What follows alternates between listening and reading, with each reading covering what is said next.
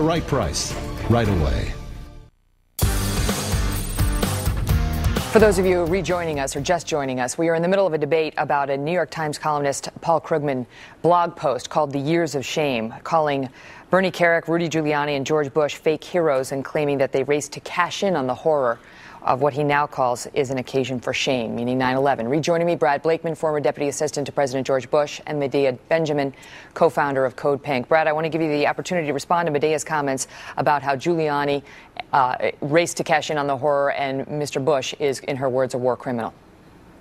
Rudy Giuliani gives inspirational speeches on leadership all over the world, all over this country. He has a good message. Sure, he makes a lot of money. So does Paul Krugman at the New York Times for spewing lies and cowardice allegations. There's a big difference between telling the truth and getting paid for it and telling lies and getting paid for it. I prefer getting paid for telling the truth.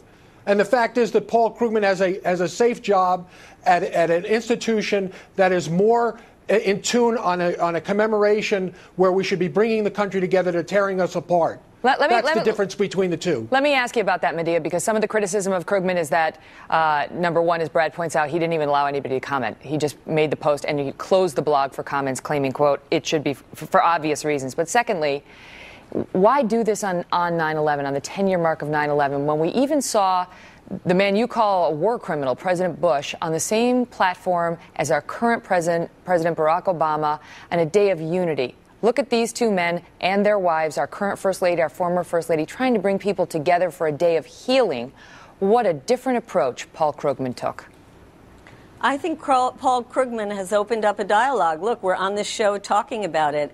And he didn't open up a dialogue at all, because if he wanted a dialogue, he would have allowed comments. The best way to honor those who died on 9/11 is to stop the wars, to bring the troops home, to close the over 800 bases we have around the world where we shouldn't be, to use our military to defend us here at home, and to use the savings to rebuild America. That would honor those who died on 9/11. You know, Brad, clearly no one was able to comment in response to Krugman, at least not on his New York Times blog yesterday.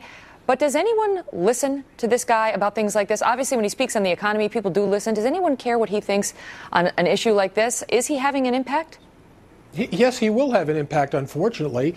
He writes for a internationally known paper. Certainly the old gray lady ain't what she used to be. But yes, there's a big following. Look at Should the Times have stepped in on this? Should his editor, should somebody have stepped into the Times and said, you can say what you want to say, that's what the First Amendment's all about, but you're not going to say that on 9/11, the 10-year mark? Absolutely. Look, freedom of speech. You probably freedom of speech does not mean the freedom of a newspaper to spew hate and lies. It's just the wrong thing to do. It's downright un-American. Go ahead, Medea. I guess you don't believe in freedom of expression. In fact, that's unfortunately one of the things that has been suffering post 9/11. I say it's time to rededicate ourselves to our Bill of Rights and our Constitution, and especially something like freedom of expression. Do you condone, Madam, Krugman's not taking comments on his blog? Do you approve that kind of activity? Krugman has opened up a dialogue, whether it's on his blog or off his blog. Can't you answer a question? He's given us this platform right now to be speaking about that. Do you open up a dialogue by refusing to allow comments to a very controversial blog entry?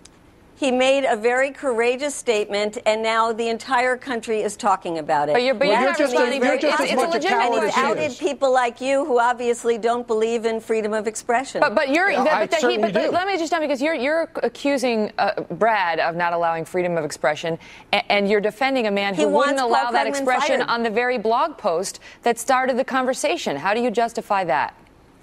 Paul Krugman put out his thoughts, and now we are discussing that. Your guest is now saying he should be fired for putting out his thoughts. I think that's a terrible reflection on this gentleman's idea of what the Bill of Rights is all about and what democracy is all about. No, it's either you agree with Paul Krugman or you don't, and he doesn't want to hear any disagreement on his post, so he's not going to allow anybody to have any comment. You got to do it in another forum. You believe in that kind of activity from somebody who's supposed to be a journalist?